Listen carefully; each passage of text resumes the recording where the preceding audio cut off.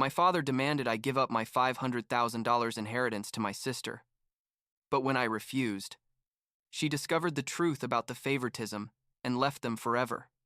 I'm 28 years old, work in finance, and up until 3 months ago, I hadn't spoken to my father in almost half a year, which honestly felt like the most peaceful period I'd had in my adult life. But then my grandfather died and left $500,000 to each of his grandchildren, and my father basically decided I didn't deserve a single cent of it. The thing is, this didn't start with the inheritance. I mean, this is just the latest chapter in a story that's been developing for as long as I can remember. And I think I need to tell the whole thing for it to make sense why things exploded the way they did. When I was like 7 years old, my sister Hannah turned 4, and my parents threw her this massive party with clowns, a bouncy house, catering, like the whole production. They invited half the neighborhood. I remember sitting there watching it all and thinking, wait, wasn't my birthday 2 months ago? Because my birthday had literally been a store-bought cake and pizza. Nothing else. They didn't even invite my friends from school. When I asked my mom, Nancy, why Hannah's party was so different, she said something like, "Well, Skylar, you're older. You don't need all those flashy things." And I was 7 years old. You know what I mean? It's not like I was an adult who didn't need celebrations. But that's how it all started, with this kind of twisted logic my parents used to justify why Hannah always got more. The thing with the bike was probably when I really understood it, like when my kid brain finally processed that this wasn't normal. I was 10 years old and I wanted a new bike because mine was secondhand and all rusty. My parents, Mark and Nancy, told me that if I wanted it, I had to save my birthday and Christmas money. So that's what I did. You know, I saved every penny for months. I finally put together enough and bought this basic but decent bike from a sporting goods store. I was super proud of myself, honestly. 2 weeks later, Hannah saw my bike and wanted one. She threw a tantrum, one of those epic ones where she throws herself on the floor and screams until she turns red. And you know what happened? My parents bought her a bike that same day. Not just any bike, a better one than mine, with all the accessories, basket, bell, lights, everything. When I asked them why she didn't have to save, my dad said, "Hannah's younger, she doesn't understand about money yet." As if being 7 made her incapable of learning about responsibility or something. And this went on and on. When I was 12, I got the lead role in the school play. I had auditioned and practiced for weeks, and it was finally my moment to shine at something, you know? The night of the premiere, literally 2 hours before the show was supposed to start, Hannah said her stomach hurt. She wasn't vomiting. She didn't have a fever. She just said it hurt. My parents decided to stay home with her and miss my play. My grandfather, Arthur, and my grandmother, Virginia, went, thank God. But seeing those 2 empty seats where my parents were supposed to be was like a punch in the stomach.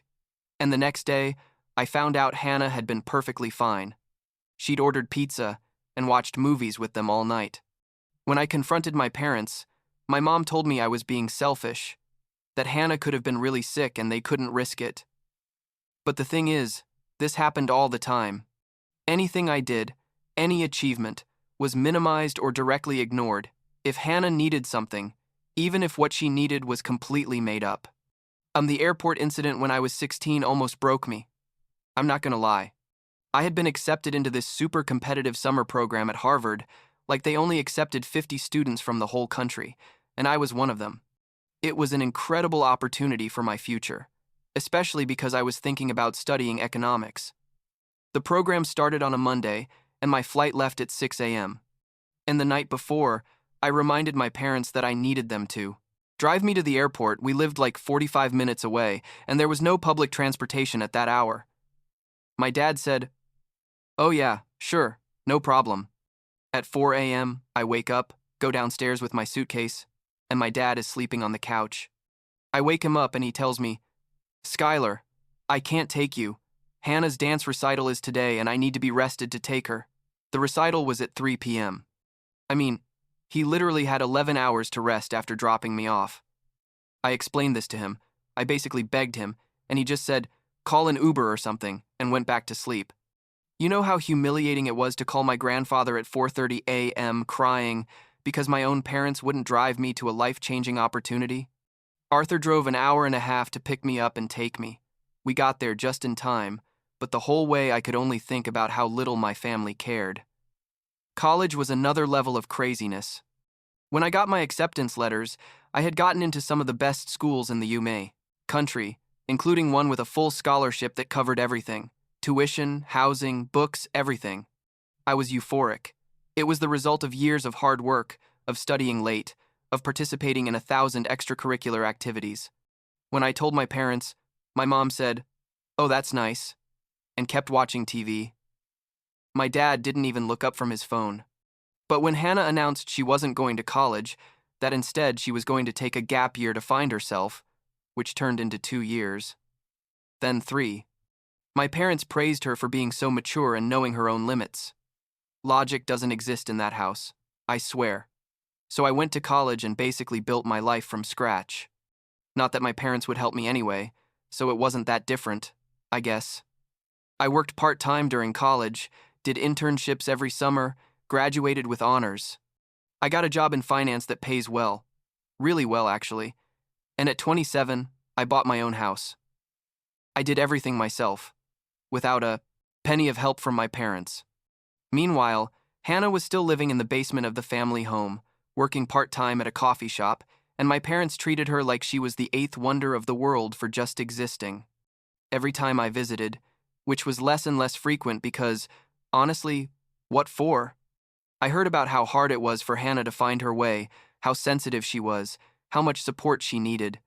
Never, not once, did my parents acknowledge that I might have needed support sometime in my life too. 3 months ago, my grandfather Arthur died. He was 82 years old and had been sick for a while, so it wasn't unexpected, but it still hurt like hell because he was basically the only real father figure I'd had. He and my grandmother Virginia were always there for me when my parents weren't, which was most of the time. Arthur drove me to my soccer games, came to my school presentations, helped me buy my first car. When he died, I honestly felt like I had lost the only person in my family who really saw me, you know? The day of the will reading was like 2 weeks after the funeral. We were all there, my parents, Hannah, me, my grandmother Virginia, some aunts and uncles and cousins, and Arthur's lawyer. The lawyer starts reading, and it turns out Arthur had left very specific instructions about his estate. He left the house to my grandmother, obviously, some personal items to various family members, and then we got to the money part. He had savings and investments that added up to like $1.5 million, something like that. And he had left $500,000 to each of his 3 grandchildren, me, Hannah, and our cousin who lives in another state. Equal parts, very clear, very explicit in the will.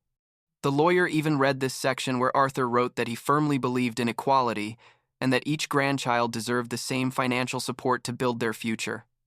Honestly, I was shocked. Not because I expected to inherit anything. I thought about that.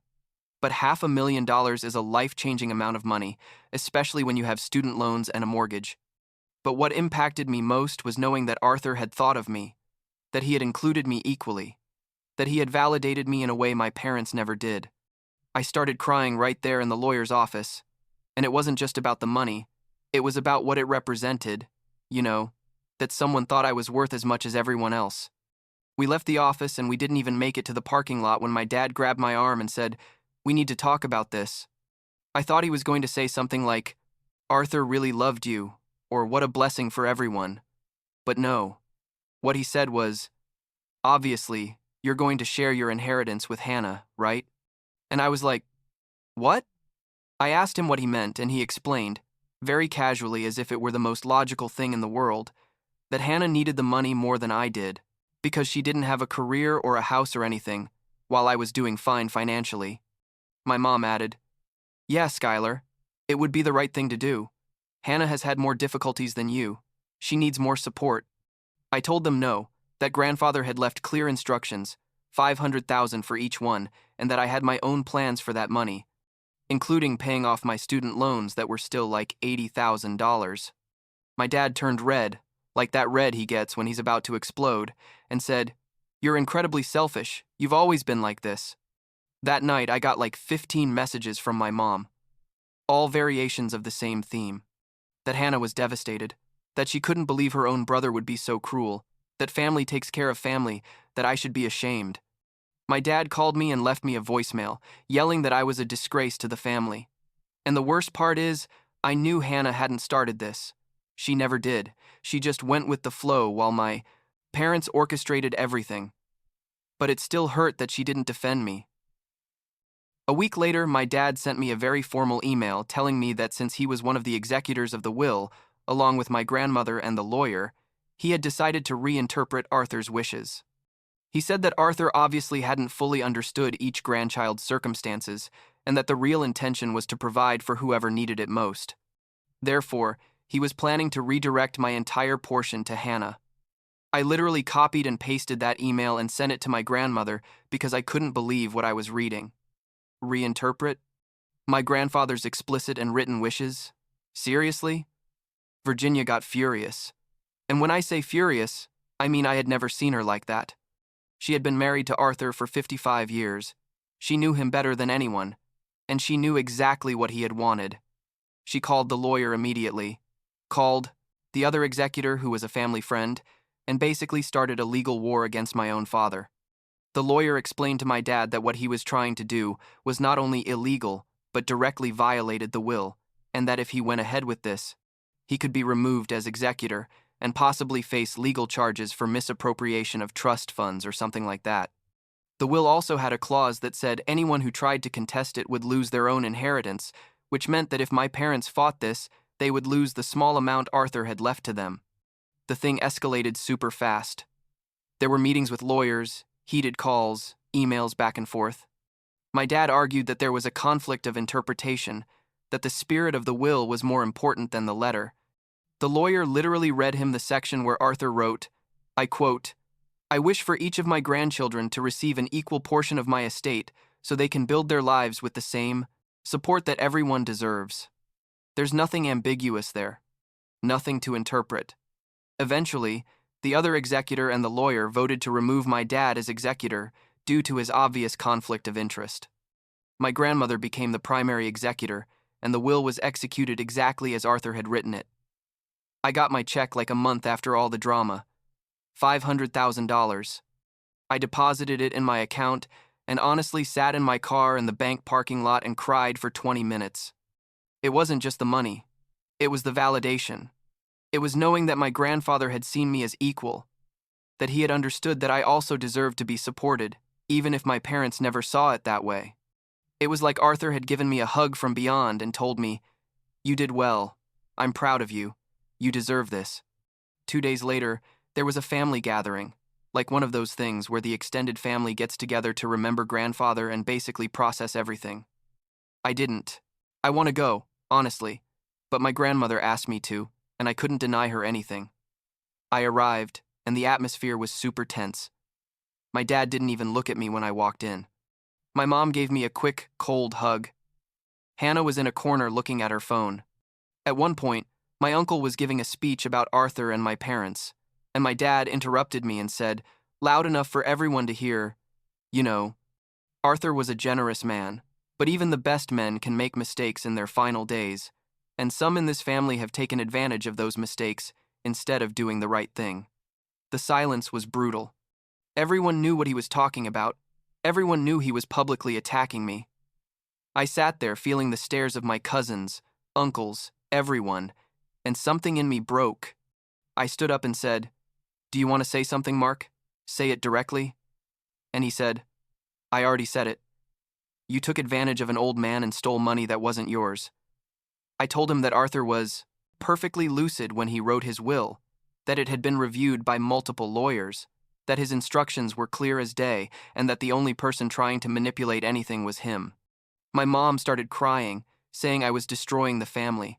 How could I be so cruel to my own sister? I told her I had spent 28 years being the forgotten son, the one who was never enough, the one who had to build everything alone while Hannah was pampered and praised for literally doing nothing, and that if the family was being destroyed, it was because of years of favoritism and manipulation, not because I was finally receiving something equitable for once in my life. My uncle asked me to leave because I was upsetting everyone. My grandmother stood up and said that if I left, she was leaving too, and several of my cousins said the same thing. It was super awkward, but I finally left because I didn't want to ruin grandfather's memorial.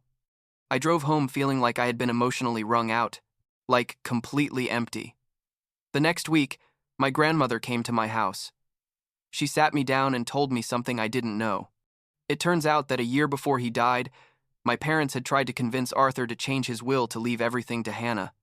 They told him basically the same things they had told me, that Hannah needed more support, that I was fine on my own, that it would be fairer to give it all to her. Arthur flatly refused and told them their definition of fair was completely distorted. My grandmother said that Arthur had specifically added that anti-contestation clause to the will after that conversation because he feared my parents would try to manipulate things after his death. He was right, obviously. Knowing that was like receiving confirmation of something I had always felt, but had never been able to fully articulate. My parents really, genuinely, believed Hannah deserved more than me. Not just emotionally, or in terms of attention, but literally in terms of financial resources. It wasn't that they didn't see me. It's that they saw me and had decided I was worth less. That hurt in a way I can't even describe. Like 2 weeks after all that, Hannah sent me a message asking if we could meet for coffee. I honestly considered not going, but there was something in her message that sounded different, like more mature or something. We met at a coffee shop near my house, and when she arrived, she looked tired, like really emotionally exhausted. We sat down and, for a moment, neither of us said anything. We just drank our coffee in uncomfortable silence. Finally, she spoke and said, "I need to apologize to you. Not for not giving you my inheritance, because I know that's ridiculous, but for never standing up for you with Mom and Dad, for letting them treat you like that all these years, for being part of the problem even if I didn't start it." I asked her why now, after all this time. Hannah told me that the thing with the inheritance had been like a wake-up call for her. That she realized our parents weren't protecting her or loving her more. They were infantilizing her, preventing her from growing, using her as an extension of themselves. She said she had been in the basement of the house for years, without direction, without motivation, because every time she tried to do something on her own, our parents convinced her it was too difficult, that the world was too cruel, that it was better to stay home where it was safe. And I believed her because I could see in her eyes that she meant it, that she was really having this moment of clarity. I told her that the favoritism hadn't just hurt me, that it had probably hurt her too, just in different ways. I had to become independent out of necessity, but she never had the chance to develop that independence because our parents kept her dependent. Hannah admitted she was 25 years old and had never paid a bill, never lived alone, never had to make real decisions about her life. She said the inheritance was her chance to change that she was going to use it to go to college finally, to get her own apartment, to build a life that was hers and not an extension of what our parents wanted. That conversation was like 4 hours. We talked about our whole childhood, about all the moments when the favoritism had been obvious, about how it had affected us both. It was the first real, honest conversation we had probably ever had. And something changed between us that day, like we started building a real sibling relationship, not one based on the toxic family dynamic we had grown up in. But obviously when my parents found out about Hannah's plans, they got furious. My mom called her a traitor. My dad said he was losing her, that I had corrupted her. They tried to physically prevent her from visiting universities. My dad even threatened to sell the house so she wouldn't have anywhere to live if she left. It was total madness. Hannah finally moved into my house for a month, while she found an apartment and enrolled in classes, and during that time our parents basically bombarded us with messages about how horrible we were, about how we were destroying the family, about how we would regret it. Months passed, and Hannah settled into her new life. She enrolled in a community college to start, got a small but nice apartment, started therapy to process everything. I used my inheritance to completely pay off my student loans, which was an incredible feeling, like they had lifted a giant weight off my shoulders. I invested most of the rest, donated some to mental health organizations that help young people, and started a small scholarship fund in my grandfather's name for students from dysfunctional families. I felt Arthur would have approved of that. My mom eventually started therapy too, which was a surprise. She sent me a message like a month ago, saying she was working on understanding why she had treated Hannah and me so differently, that her therapist had helped her see some patterns she hadn't recognized before. I'm not ready to forgive her completely. Honestly, because decades of damage don't get fixed with a few therapy sessions, but I appreciate that she's at least trying. My dad, on the other hand, is still exactly the same. He still sends me messages occasionally saying I'm selfish, that I destroyed the family, that someday I'll understand what I did wrong. I blocked him from my phone 2 weeks ago because, honestly, I don't need that negativity in my life. Hannah and I see each other now every couple of weeks for lunch or dinner. We talk about her life in college, about my work, about plans for the future. It's weird to have a sister after all these years of basically being strangers who shared parents, but it's good, you know? Like 2 weeks ago, she told me she was thinking about studying psychology because she wanted to better understand family dynamics and maybe help other kids who grow up in similar situations. I think she'd be incredible at that, honestly, because she understands both sides of the favoritism coin. My grandmother is still my rock. I see her every Sunday. We cook together. We talk about grandfather, about life, about everything. She told me recently that Arthur would be proud of how I handled everything, how I didn't let my parents manipulate me into giving up what was rightfully mine, how I'm helping Hannah find her own path. That means more to me than any amount of money. Last week, Hannah sent me a photo of her first college exam with an A in the corner. The message said, "Thank you for not giving up your inheritance. If you had, I'd probably still be in that basement, and that's it, right?" The inheritance wasn't just about money, it was about validation, about equality, about finally getting the message that I deserved the same opportunities as anyone else in my family. Arthur understood it, my grandmother understands it, and now Hannah understands it too. My parents will probably never understand it, and I had to accept that. I can't force them to see me as a child who's worth as much as the other. But I can build a life where I'm surrounded by people who do value me. And that's exactly what I'm doing.